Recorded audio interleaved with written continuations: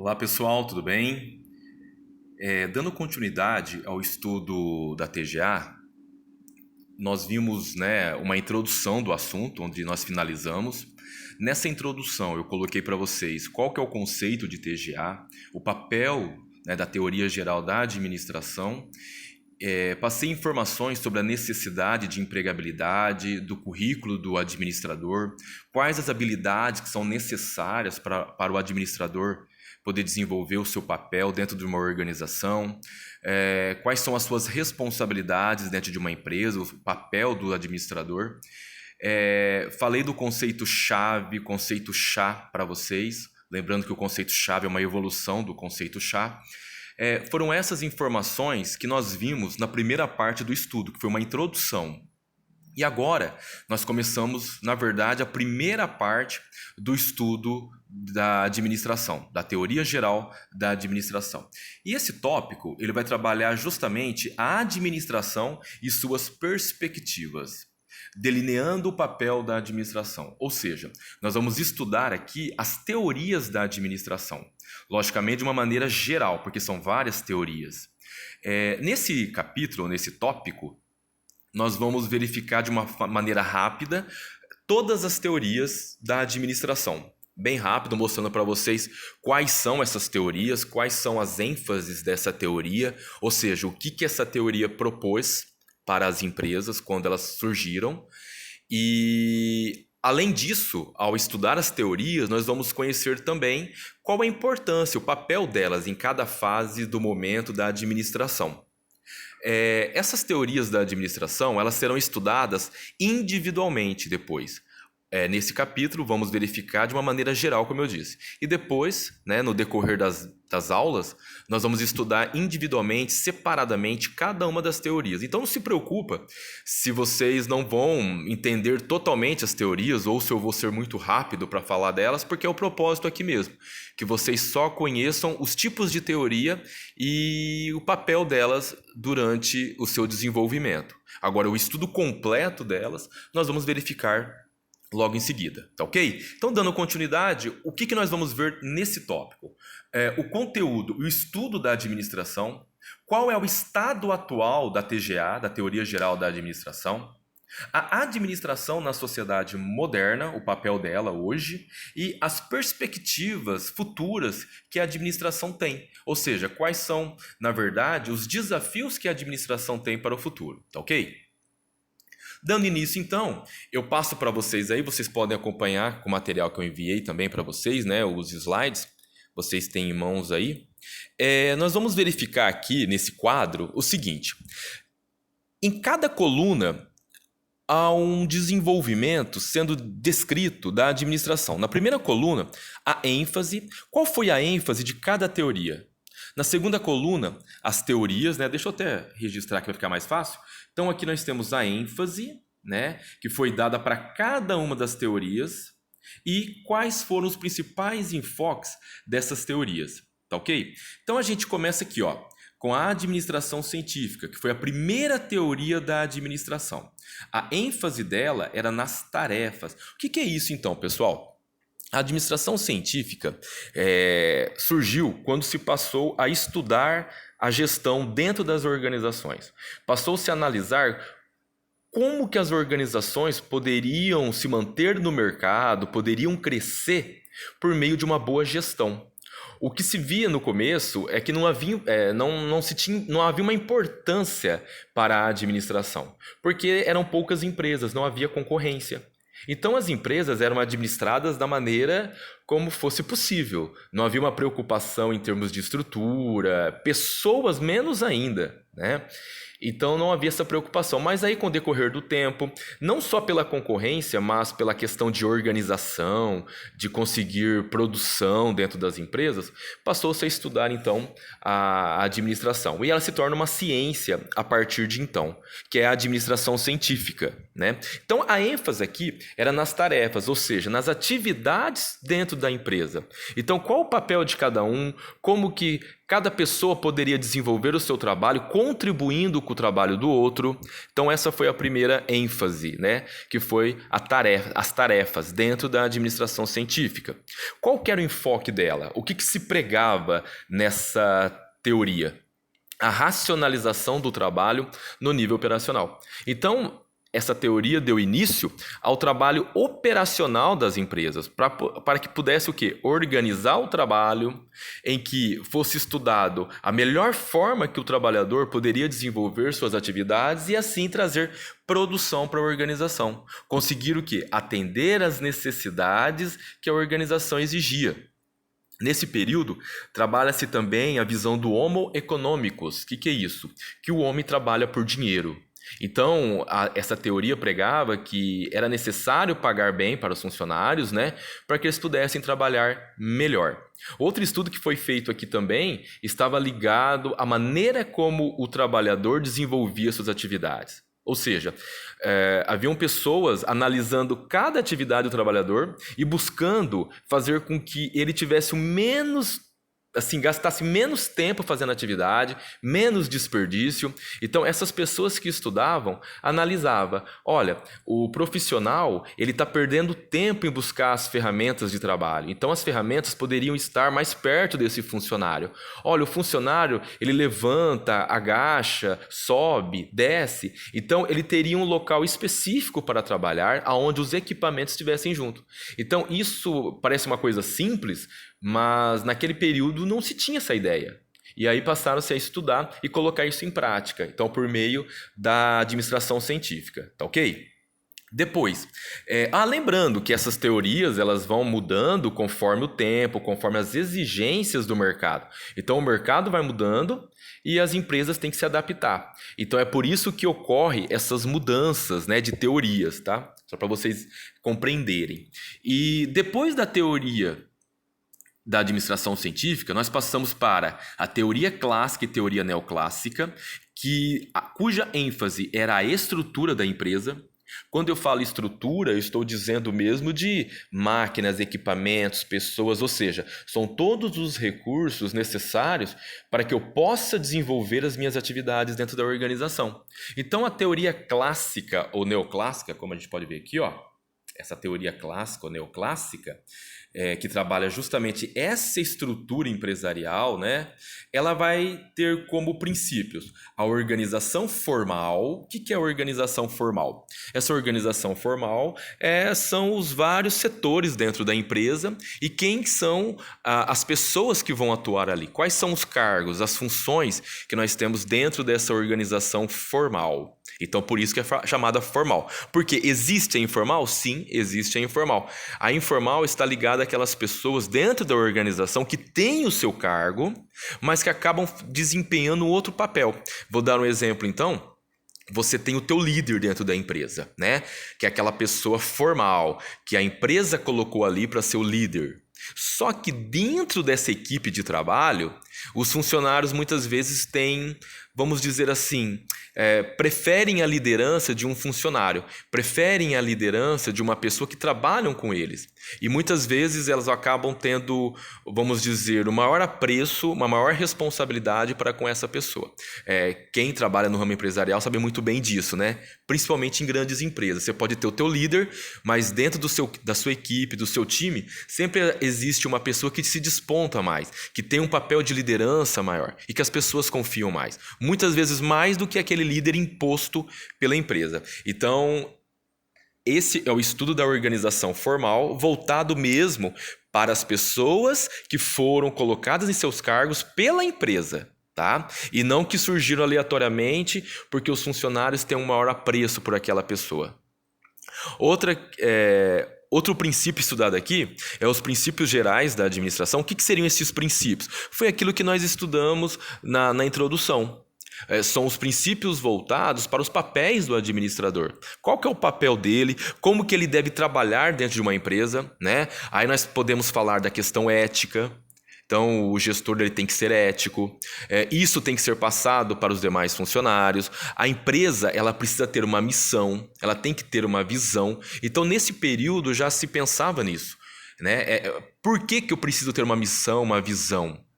para que a empresa possa saber o caminho que ela está seguindo, aonde ela quer chegar. E todas as pessoas precisam saber isso, tá? Outra questão aqui também estudada nessa teoria são as funções do administrador. Qual que é o papel dele? O que ele tem que fazer dentro da organização, né? Então aí entra toda uma questão de trabalhar com outras pessoas, saber lidar com o patrimônio da organização.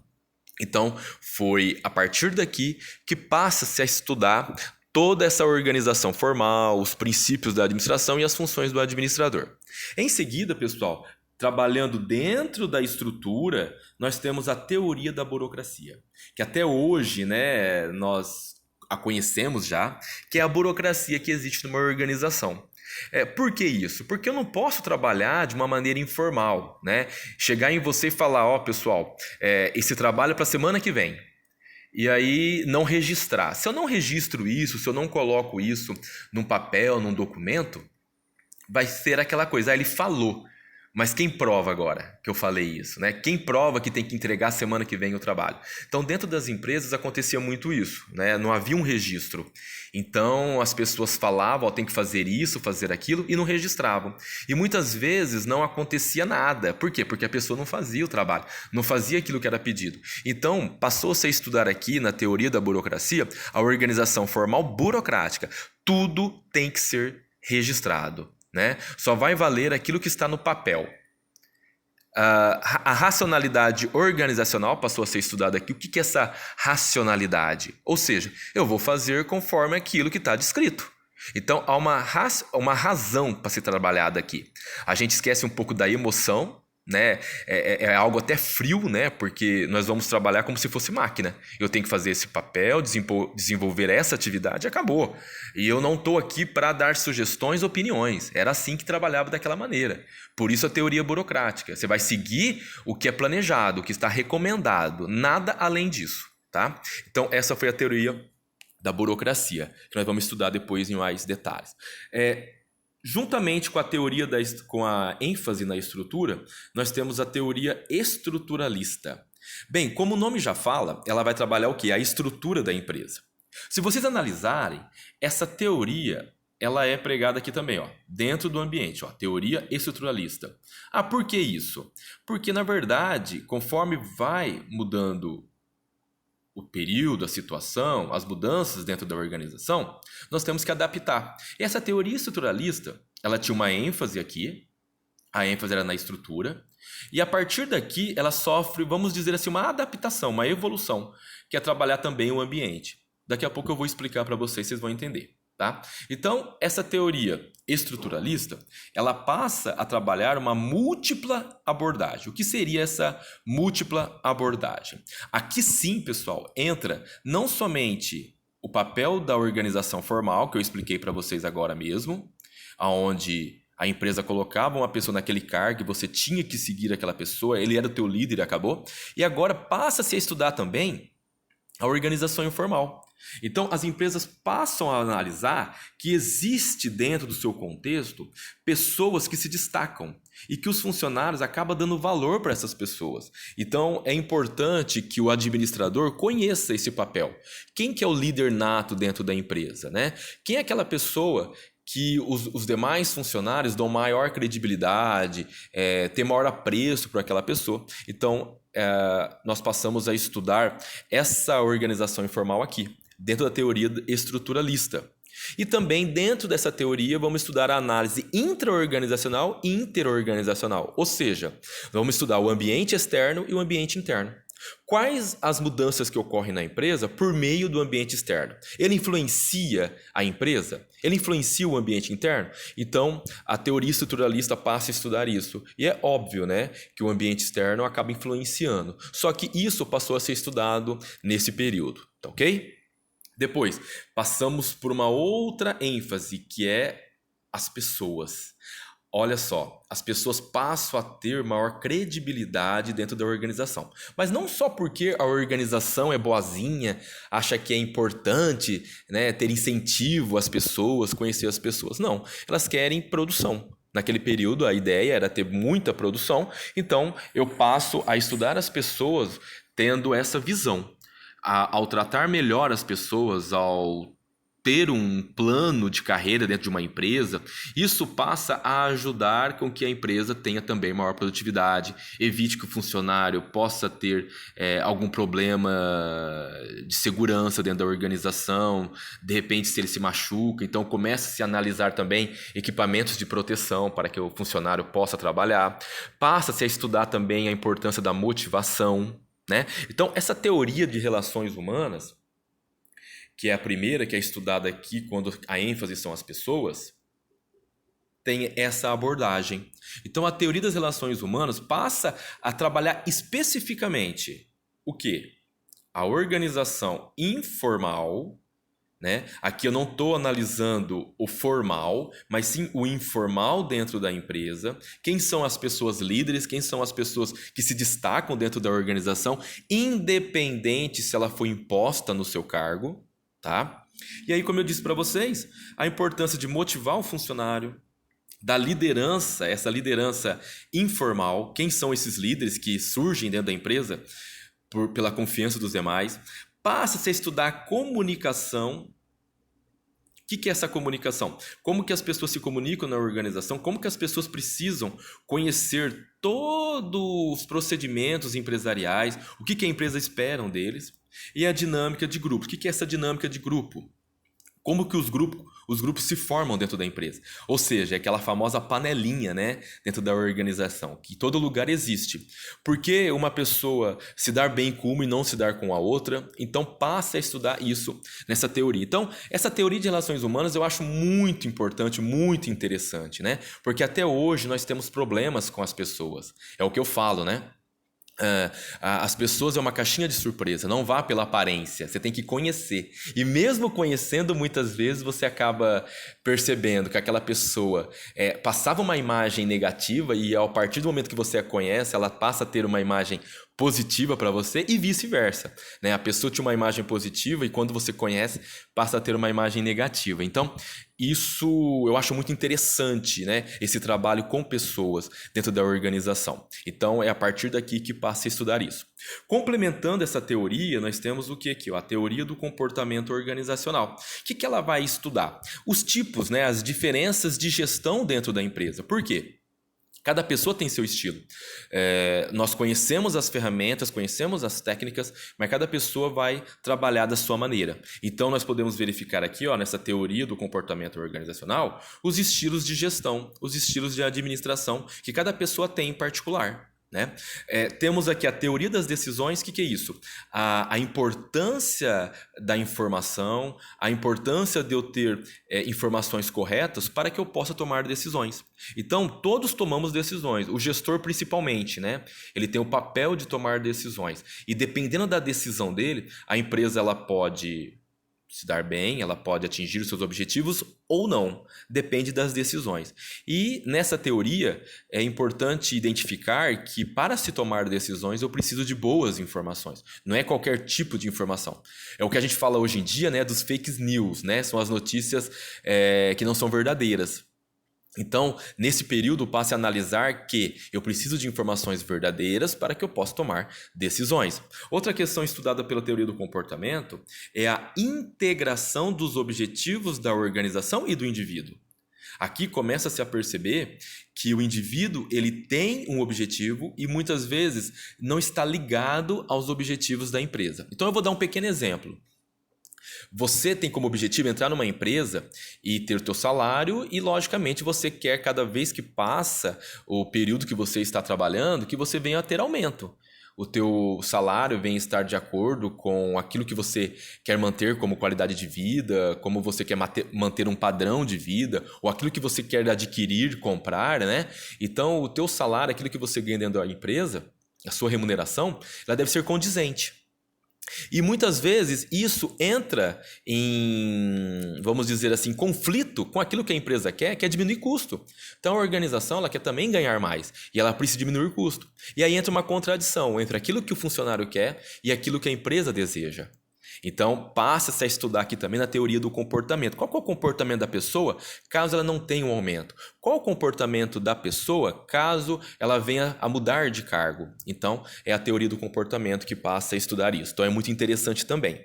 Juntamente a essa ênfase das pessoas, perdão, pessoal, a ênfase das pessoas, nós temos aqui o desenvolvimento organizacional. Ou seja, o desenvolvimento organizacional, o desenvolvimento de uma empresa está ligado às pessoas.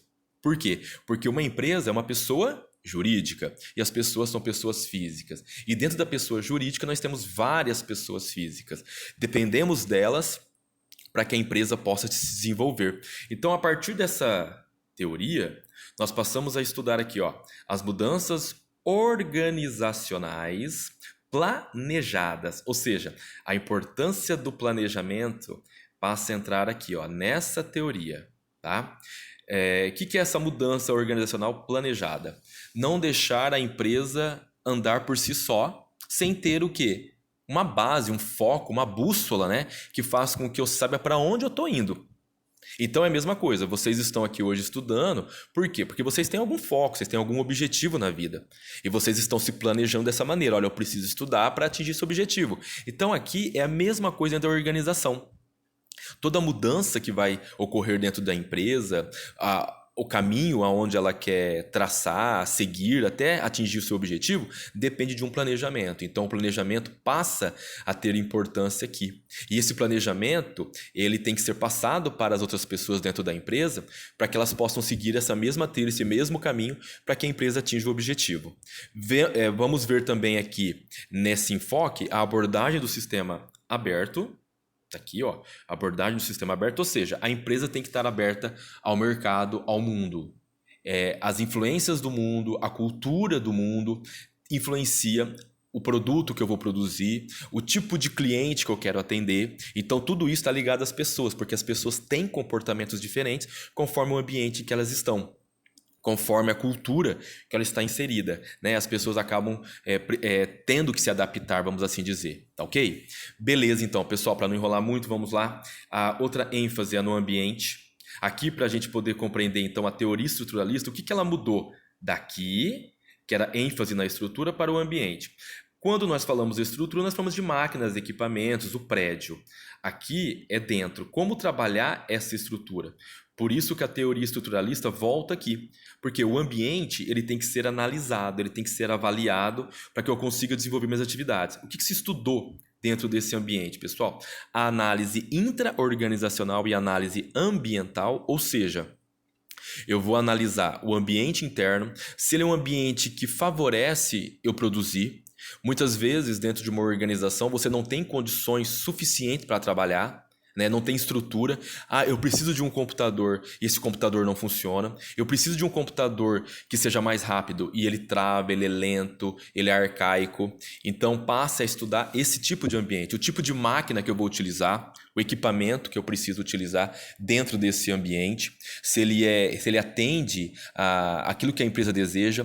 Vamos supor que a empresa tem uma demanda de 1.000 produtos, ela produz 500. Então, ela não vai atender essa demanda. É necessário que ela compreenda a importância de investir nessa estrutura organizacional. Essa estrutura eu quero dizer nos equipamentos, máquinas, né? Para que eu possa produzir. Aqui também nós temos a abordagem de sistemas abertos. Da mesma maneira, nós temos aqui na teoria das pessoas, né? Na teoria administrativa do desenvolvimento organizacional, nós vamos voltar a ter isso aqui, ó. Abordagem de sistema aberto. O que seria isso para entender neste caso aqui do ambiente? Que o ambiente eu não tenho como me fechar. A empresa não é uma ilha separada dos demais. Ela faz parte de todo o mercado, de todo o ambiente e ela precisa se relacionar com esse ambiente. E quando eu falo ambiente, nós vamos entender esse ambiente externo da organização. Eu estou falando de quem? Dos clientes que estão no ambiente externo. Nós temos os concorrentes, eu preciso conhecer meus concorrentes. Eu tenho as políticas governamentais, a economia que influencia a empresa. Eu tenho, não naquele período, tá, pessoal? Deixar bem claro, mas hoje eu tenho que me atentar como organização à sustentabilidade, às exigências ambientais que o mercado exige hoje. Então, naquele tempo não tinha essa exigência, mas as outras que eu falei agora tinha. Então, era necessário que as empresas, né, se adaptassem a esse ambiente. Depois entramos aqui na teoria da contingência, né? Vou tentar aqui com o meu cursorzinho, que ele não quer me obedecer, mas só para vocês entenderem. A teoria da contingência. O que é isso? Também está ligado ao ambiente. Aqui nós fazemos uma análise ambiental, ou seja, essa análise ambiental coloca o quanto que o ambiente influencia a organização, ou seja, eu tenho que organizar os processos, as máquinas precisam estar em locais ideais para produzir, eu não posso colocar uma máquina em qualquer lugar, até pelo motivo que essas máquinas precisam estar num local específico para que as pessoas possam trabalhar de maneira mais organizada. Os equipamentos precisam estar em locais adequados, guardados depois do uso. Então, passe a estudar isso nessa teoria da contingência. Também uma abordagem, né, de sistema aberto, porque está ligada ao ambiente. Eu preciso analisar como que o ambiente funciona para que o meu ambiente interno também funcione. Então, eu vou dar um exemplo. Eu preciso de máquinas e equipamentos. Da onde que vem? Do fornecedor. Se o meu fornecedor que está no ambiente externo, ele não produzir essas máquinas e equipamentos, eu não vou ter. Eu não vou ter para trabalhar dentro da organização. Então, é preciso que eles falem a mesma língua. A empresa saiba dizer para o seu fornecedor o que ela precisa. E esse fornecedor vem atender essas expectativas, tá? E aí nós temos, depois da ênfase, né, do ambiente, nós temos aqui embaixo a ênfase da tecnologia. É a partir daqui que nós começamos a estudar a necessidade da tecnologia dentro das empresas. E aqui nós vemos novamente a teoria da contingência. Por que a teoria da contingência? Porque a tecnologia também vem da onde? Vem do ambiente externo. Eu preciso dessa tecnologia para produzir mais, para desenvolver as atividades da organização de forma satisfatórias. E uma coisa que entra aqui, que seria, vamos dizer assim, a principal mudança, que é a qualidade. A qualidade passa a ser analisada aqui. A tecnologia passa não só a trazer produção, como também qualidade. E aí a gente muda o conceito de produção para produtividade. Na produção, a ênfase era na quantidade. Aqui na ênfase da tecnologia, na teoria da contingência, que é a teoria administrativa, a ênfase passa não somente a ser quantidade, como também qualidade. Então, eu tenho que produzir de uma maneira que eu atenda a minha demanda, eu tenha quantidades suficientes de produtos, mas esses produtos não podem ser feitos de qualquer forma. É preciso que eles tenham o quê? Qualidade. Eles sejam produzidos de uma maneira que eu não tenha reclamação depois do cliente. Eu tenho que produzir de uma forma que eles não venham apresentar falhas. E eu preciso refazer este produto. Isso é perder tempo. Então as empresas passaram a entender que quando um produto não tem qualidade, eles vão perder tempo tendo que refazer todo o seu processo, refazer todo o seu produto. Né? E para que eu possa trabalhar de maneira adequada, eu tenho que estar colocando essas ideias também para o meu fornecedor. Então não adianta nada a minha empresa ter uma cultura, uma ideia de qualidade e o meu fornecedor não. Então os dois atores aqui precisam falar a mesma língua, certo? Então é isso que ele vai trabalhar. Por isso nós temos aí análise ambiental também, imperativo ambiental, e abordar sistemas abertos, igualzinho à teoria da contingência do ambiente. Tá? Da ênfase do ambiente, porque eu vou ter que trabalhar com esses fornecedores, vou ter que trabalhar com o ambiente, vou ter que trabalhar com os clientes, só que agora de que maneira? Atendendo uma demanda maior, porque o mundo vai mudando, o mercado vai mudando, as empresas vão se internacionalizando, né? Passando a vender para outros países, para outros mercados, e elas precisam se adaptar a isso.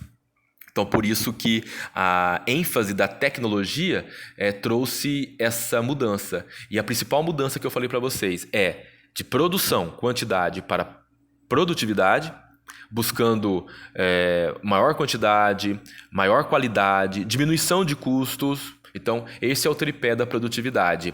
Aumentar a quantidade, aumentar a qualidade e diminuir custos. E a tecnologia proporcionou isso devido às mudanças do mercado, tá ok? Continuando. Aqui eu coloquei para vocês, só para identificar, eu não vou entrar muito em detalhes, que são os anos em que ocorreram essas teorias, né?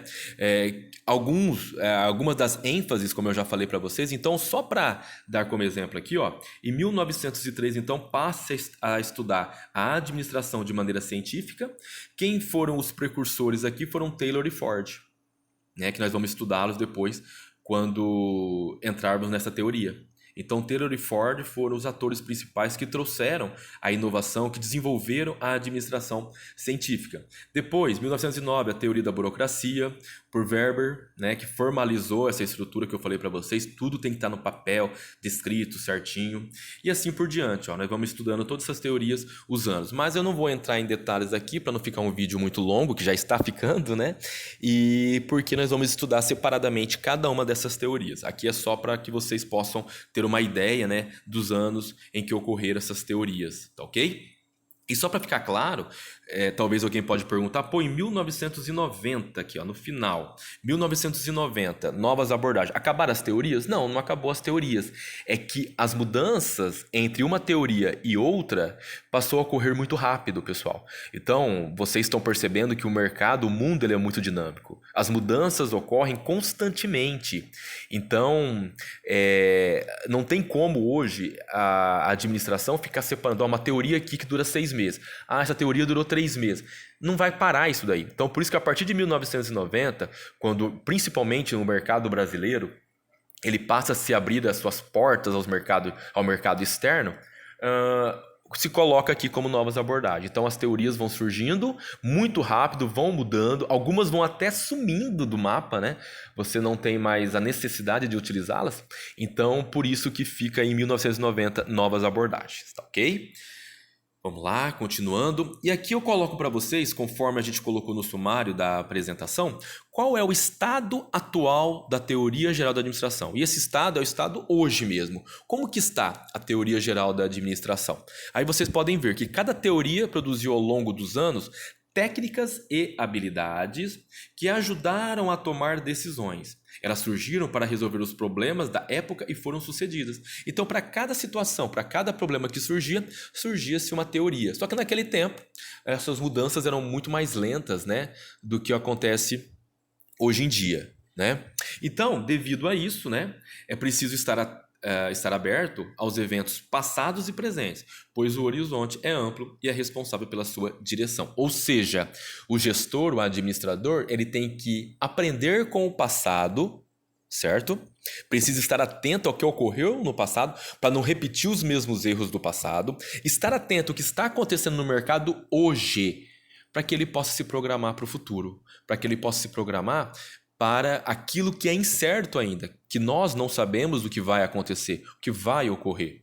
Então, é necessário essa programação da administração para o futuro. Então, esse é o estado atual da administração. Analisar o passado, verificar o que é que aconteceu no passado, como que foi desenvolvido para que eu não cometa os mesmos erros, estar atento ao que está acontecendo hoje no mercado. Por isso a importância do administrador conhecer de economia, política, conhecer o mercado externo, porque a partir dessas informações ele toma decisões internas, ele consegue direcionar a sua empresa para um alvo, para uma continuidade, para que a empresa possa continuar existindo permanentemente, ok?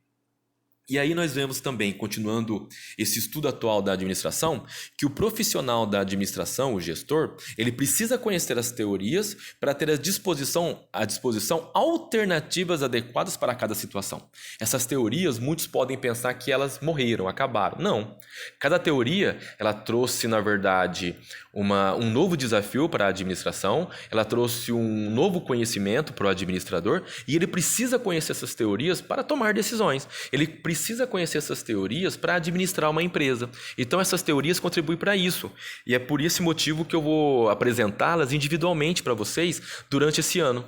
Então, vocês vão conhecê-las, vocês vão analisar o que elas trouxeram de novo, o que serve ou não para o administrador atual. Então, é muito interessante que todo gestor conheça as teorias da administração, tá? E essas teorias precisam ser adaptadas para continuar úteis e aplicáveis, é o que eu falo. Por isso que a teoria ela é válida, porque você vai utilizar hoje ainda tudo que elas trouxeram de contribuição e, logicamente, adaptar para o mercado atual. Então, é necessário que o administrador escolha a ferramenta adequada para cada situação. E aí, eu até indico para vocês, eu não vou passar esse vídeo para vocês, que é motivacional, quem mexeu no meu queijo. Indico que vocês assistam esse vídeo. Eu vou colocar o link do vídeo aqui, que está no YouTube. Eu até pensei em colocar aqui na apresentação, mas acho que ficaria demorado, mas né, ficaria uma videoaula muito demorada e pesada. Então eu resolvi colocar o link, depois vocês podem estar assistindo, tá? Que é bem interessante, colocando a questão da atitude. Esse vídeo mostra, eu não vou falar, né, a história, mas eu vou dar o conceito do vídeo, que é mostrar a atitude de pessoas. O vídeo mostra 4 pessoas, 4 atores, vamos assim dizer, com personalidades e tipos diferentes, e como que eles atuam na busca do seu objetivo, tá? Vocês podem assistir, e aí quando voltarmos às aulas, nós vamos debater sobre esse vídeo, tá ok? Beleza? Pessoal, continuando então, nós podemos ver os principais componentes do estudo da administração. Então, isso já é atual. O que a administração atual precisa estudar, precisa analisar para que o gestor tome decisões? Então, primeiro nós temos aqui, ó, a competitividade. Está ligada à concorrência. A organização, a empresa, ela precisa investir maciçamente, né, em recursos, meios, para ser competitiva. O mercado ele é competitivo, tem hoje muita concorrência, então é necessário que a organização esteja preparada para a concorrência, ela conheça quem são os meus concorrentes. Então a empresa ela não pode simplesmente ficar fechadinha no canto dela, ó, eu atuo do meu jeito, você do teu e acabou. Não, eu tenho que conhecer quem são os meus concorrentes, quais são as atitudes, os pontos positivos, negativos, para que eu possa traçar estratégias. Depois, atualmente, saber lidar com pessoas é o grande problema de muitos gestores que não sabem lidar com pessoas. Só para vocês terem uma ideia, as pessoas também evoluíram, né? Nós podemos verificar hoje, dentro das empresas, as pessoas mais novas que têm maior facilidade em trabalhar com tecnologia, diferente das pessoas do passado, que tem uma dificuldade maior, mas que tem possibilidade de aprender desde que queira, né? Aí vai também da atitude. Por isso que eu indiquei para vocês assistirem esse vídeo de Quem Mexeu no Meu Queijo, porque mostra as diferentes atitudes, como que as pessoas podem se adaptar ao mercado atual, independente da idade. Né? Muitos falam, muitas vezes há uma certa rejeição por pessoas que já estão mais velhas, porque já estão ultrapassadas, e é mentira, né? O mercado hoje tem visto que as pessoas de mais experiência elas podem contribuir muito para as organizações, depende de como ela trabalha, né? Depende de como que a pessoa sabe trabalhar em equipe, não é toda pessoa que sabe trabalhar em equipe, em time. Hoje a gente percebe muitas pessoas, devido à pressão do mercado, devido às exigências empresariais, perdendo muitas vezes o equilíbrio. Então é muito importante que as pessoas tenham esse equilíbrio, respeitem o outro, saibam como colocar as suas ideias, né, para que elas possam estar inseridas dentro de uma organização. Então, isso aqui é muito importante hoje em dia, né, para as empresas trabalhar as pessoas. Terceiro ponto é o ambiente, como eu já falei para vocês. O ambiente interno tem que ser um ambiente motivador, em que as pessoas gostem, vistam a camisa da empresa, né? E quando eu falo ambiente, não é só um ambiente interno, é um ambiente externo também. Conhecer o ambiente externo, o que se está exigindo hoje do administrador, de um funcionário, quais são as novas exigências, vocês sabem muito bem isso. O mercado hoje ele é seletivo, ele exige competência e as pessoas precisam estar constantemente se atualizando, se informando. Por mais que haja uma pressão, é necessário que as pessoas estejam preparadas. E se elas não se prepararem, pode ter certeza, outro estará preparado. Então, aquela historinha que eu falei para vocês no começo, né, das aulas, né, da plantinha. Se você não água a sua planta, vem outro e água. Então, se você não faz, outro vai fazer. Então, muito importante esse estudo hoje do ambiente, né? Tanto o ambiente interno da empresa como do ambiente externo. As tarefas, como nós vimos, né, na administração científica, hoje em dia também há um estudo muito grande nas atividades operacionais. É o que eu falo hoje do layout. As empresas precisam ter um arranjo físico, né, dentro de uma empresa de uma maneira que ele seja produtivo e traga segurança para as organizações. Ou seja, as máquinas têm que estar em lugares adequados, as pessoas precisam se movimentar dentro da empresa de uma maneira que não as prejudique, que não venha ocasionar acidentes. Então, todo esse estudo hoje está por parte das tarefas e faz parte da organização. Depois, nós temos aqui a estrutura, a necessidade de investimento constante em máquinas e equipamentos, e não só investimento, tá, pessoal? Também a manutenção. Não adianta eu investir em máquinas e equipamentos num prédio e não dar manutenção. para que as atividades possam continuar. Depois nós temos aqui a tecnologia, que vocês sabem muito bem, que é imprescindível para as organizações. O investimento maciço em tecnologia, a tecnologia de comunicação, como a internet. Então, tudo isso faz parte para que a empresa possa ser o quê? Competitiva. Por isso que a competitividade está aqui em cima, né? Tudo isso está interligado um com o outro. Tudo isso depende um do outro para que a empresa possa atender as necessidades do mercado e atender as necessidades mesmo do seu cliente, principalmente, né? E ser uma empresa competitiva, tá ok? Dando continuidade, então.